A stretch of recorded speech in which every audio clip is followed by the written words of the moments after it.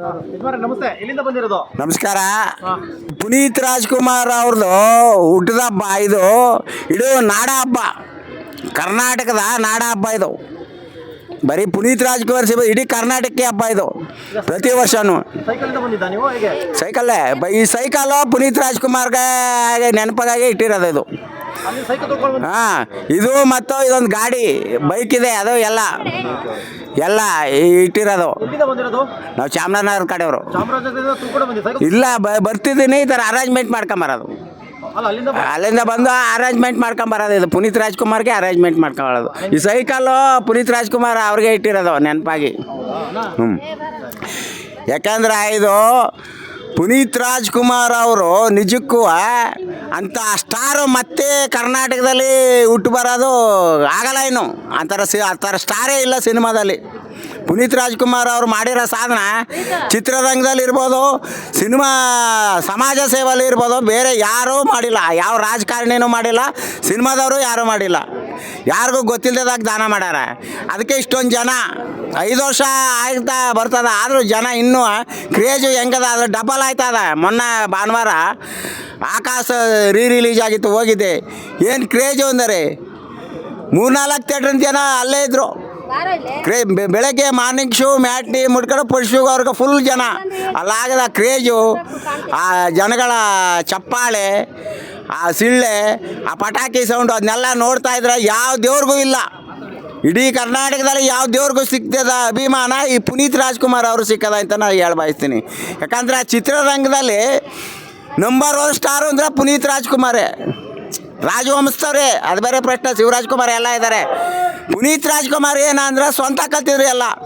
Fight ಆಗಿರ್ಬೋದು, dance ಆಗಿರ್ಬೋದು, ಸಿಂಗರು ಹಾಡುಗಳೆಲ್ಲ ಆಡಿದರು. ಈಗ ಆಕಾಶಲ್ಲಿ ಒಂದು ಹಾಡಿದೆ, ಮಾಸ್ಟರಿಗೆ ಮಾಸ್ಟರು, ಆಕ್ಟರಿಗೆ ಆಕ್ಟರು, ಕನ್ನಡವೇ ನನ್ನುಸಿರು ಎಂದೆಂದಿಗೂ, ನಿನ್ನ ಯಾರೇ ಏನೇ ಅಂದರು ನಿನ್ನ ಹಾಗೆ ನೀನಿರು, ಗುರಿಯನ್ನೇ ಮರೆಯದಿರು, ಗುಣದಲ್ಲಿ ಕೀಳ್ಯಾವುದು ಉಚ್ಚಪ್ಪ ಮತದಲ್ಲೇ ಮೇಲೆ. ಪುನೀತ್ ರಾಜ್ಕುಮಾರ್ ಹಾಡಿರ್ಬೋದು. ಆ ಸಾಂಗಲ್ಲಿ ಹಾಕಿರೋ ಸ್ಟೆಪ್ಪು ಬೇರೆ ಯಾವ ಹೀರೋನೂ ಹಾಕಲ್ಲ. ಆ ಥರ ಫೈಟು. ಅಲ್ಲಿ ಆಕಾಶ ಸಿನಿಮಾದಲ್ಲಿ ಒಂದು ಕಾರ ಕಡೆಯಿಂದ ಜಂಪ್ ಮಾಡಿ ಗ್ಲಾಸ್ ಹೊಡಿಬೇಕು. ಆ ಸೀನು ರಿಯಲ್ ಮಾಡಿರೋದು ಆಯ್ತಾ. ಫೈಟ್ ಇದೆ, ಬ್ಯಾಕ್ ಕಿಕ್ ಕೊಡೋದು, ಅದು ರಿಯಲ್ ಮಾಡಿರೋದು. ಪುನೀತ್ ರಾಜ್ಕುಮಾರ್ ಥರ ರಿಯಲ್ ಸ್ಟೆಂಟ್ ಮಾಡೋ ಹೀರೋ ಮತ್ತೊಬ್ಬ ಇಟ್ಟಿಲ್ಲ, ಹುಟ್ಟೋದು ಇಲ್ಲ ಅಂತ ಈ ಸಂದರ್ಭದಲ್ಲಿ ಘಂಟಾಘೋಷವಾಗಿ ಹೇಳ್ತೀನಿ. ಆ ಥರ ಸ್ಟಾರೇ ಇಲ್ಲ ಇವತ್ತು. ಪುನೀತ್ ರಾಜ್ಕುಮಾರ್ ಅವ್ರು ಪುನೀತ್ ರಾಜ್ಕುಮಾರ್ ಇಲ್ದದಕ್ಕ ಚಿತ್ರರಂಗ ಯಾವ ಸುತ್ತತಿಗೆ ಬಂದದ. ಕನ್ನಡ ಚಿತ್ರರಂಗ ನೋಡೋರೇ ಇಲ್ಲ. ದಿಕ್ಕೇ ಇಲ್ದಾಗ ಆಗದ ಕನ್ನಡ ಚಿತ್ರರಂಗ. ಅದೇ ಪುನೀತ್ ರಾಜ್ಕುಮಾರ್ ಇದ್ದಾಗ ಏನು ಕ್ರೇಜ್ ಇತ್ತು, ನಾವೇ ನೋಡ್ತಿದ್ದಲ್ಲ. ಇನ್ನು ಮುಂದಕ್ಕೂ ಅದಕ್ಕೆ ಈಗ ಅವರ ಸಿನಿಮಾಗಳ ಈ ಥರ ಒಂದೊಂದು ರಿಲೀಸ್ ಮಾಡಿದ್ರೆ ಕನ್ನಡ ಚಿತ್ರರಂಗ ಇನ್ನೊಂದು ಸ್ವಲ್ಪ ಇರ್ತದೆ. ಇಲ್ಲ ಯಾವುದೇ ಕಾರಣಕ್ಕೂ ಇರೋದಿಲ್ಲ. ಇದು ಮಾತ್ರ ಘಂಟಾಘೋಷವಾಗಿ ಹೇಳ್ಬತ್ತೀನಿ. ಇನ್ಯಾವ ಹೀರೋನು ಉಳಿಸ್ತಾರಪ್ಪ ರಾಜ್ ಕುಟುಂಬದವ್ರೆ, ಬೇರೆ ಯಾರಿಗೂ ಇಲ್ಲ. ಯಾಕಂತಾರ ಅವರ ಸಿನಿಮಾಗಳಲ್ಲಿ ಯಾವಾಗಲೂ ಕಾದಂಬರಿ ಪಿಕ್ಚರ್ ಮಾಡ್ತಿದ್ದು. ರಾಜ್ ಕುಟುಂಬದವರು ಯಾವಾಗಲೂ ಕಾದಂಬರಿ ಪಿಕ್ಚರು. ಅವ್ರ ಮನೇಲೆಲ್ಲ ಕೂತು ಡೈರೆಕ್ಟ್ ಇರ್ಬೋದು, ಸಂಭಾಷಣೆಕಾರರು, ಪ್ರತಿ ಅವ್ರ ಕುಟುಂಬದವರೆಲ್ಲ ಕೂತು ಈ ಚಿತ್ರ ಮಾಡಿದ್ರೆ ಜನ ಮೆಚ್ಕೊಂಡಾರೆ, ಈ ರೀತಿ ಆಲೋಚನೆ ಮಾಡಿ ತಗೋತಿದ್ರು. ಈಗೇನೋ ಸಿಕ್ಕಿದವ ಏನೋ ಅಂತ ಯಾವುದೋ ಒಂದು ಕಥೆ ತಗೊಬಂದು ಸಿನಿಮಾ ಮಾಡ್ತಾರೆ, ಅದಲ್ಲ. ಅದು ಸಕ್ಸಸ್ ಆಯ್ತಿತ್ತು. ಅದರಿಂದ ಫ್ಯಾಮಿಲಿ ಎಂಟರ್ಟೈನ್ಮೆಂಟ್ ಇರೋ ಸಿನಿಮಾ ಅಂದರೆ ರಾಜವಂಶಸ್ಥಲೇ, ಇನ್ಯಾರೂ ಇಲ್ಲ. ಪುನೀತ್ ರಾಜ್ಕುಮಾರ್ ತೆಗೆದಿರೋ ಸಿನಿಮಾಗಳೆಲ್ಲ ಸಕ್ಸಸ್ಸೇ, ಒಂದು ಫೈಲ್ ಇಲ್ಲ. ಅಷ್ಟೊಂದು ಪುನೀತ್ ರಾಜ್ಕುಮಾರ್ ಅವ್ರು ಇಲ್ದದಕ್ಕೆ ಚಿತ್ರರಂಗದ ಪರಿಸ್ಥಿತಿ ಈಗ ಆಗದ. ಈಗ ಕನ್ನಡ ಚಿತ್ರರಂಗ ಮಾನ್ಯಶಿಗೆ ಹೋದ್ರೆ ಮ್ಯಾಟ್ನಿಗೆ ಒಬ್ಬರು ಇರೋಲ್ಲ, 4 ಚಾನಲ್ಲು ಇಲ್ಲ. ಈಗ ಥಿಯೇಟ್ರ್ನವ್ರವ್ರು ಗೋಳಾಡ್ತಾವ್ರೆ, ನಾವು ಥಿಯೇಟ್ರ್ಗಳ ಉಳಿಸ್ಕೊಳ್ಳವ ಬೇಡವ ಅಂತ ಎಷ್ಟೋ ನಿಮ್ಮ ಮೀಡಿಯಾದಲ್ಲಿ ಕೇಳಿದ್ದೀನಿ. ಅದು ಮಾತ್ರ ರಾಜ್ಯ. ಪುನೀತ್ ರಾಜ್ಕುಮಾರ್ ಅವ್ರದ 6 ತಿಂಗಳಿಗೆ ಒಂದೊಂದು, ವರ್ಷದಲ್ಲಿ 1-2 ಸಿನಿಮಾ ಇಲ್ಲ ವರ್ಷಕ್ಕೊಂದಾರು ರಿಲೀಸ್ ಮಾಡಿದ್ರೆ ಅಭಿಮಾನಿಗಳೆಲ್ಲ ಸಂತೋಷವಾಗಿ ನೋಡ್ತಾರೆ.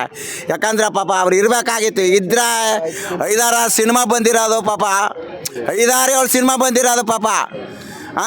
ಅವ್ರು ಇಲ್ದೇದು ಈಗ ಚಿತ್ರರಂಗಕ್ಕೆ ಭಾರಿ ಹೊಡ್ತಾ. ನಗುವಿನ ಒಡೆಯ ಮಾಣಿಕ್.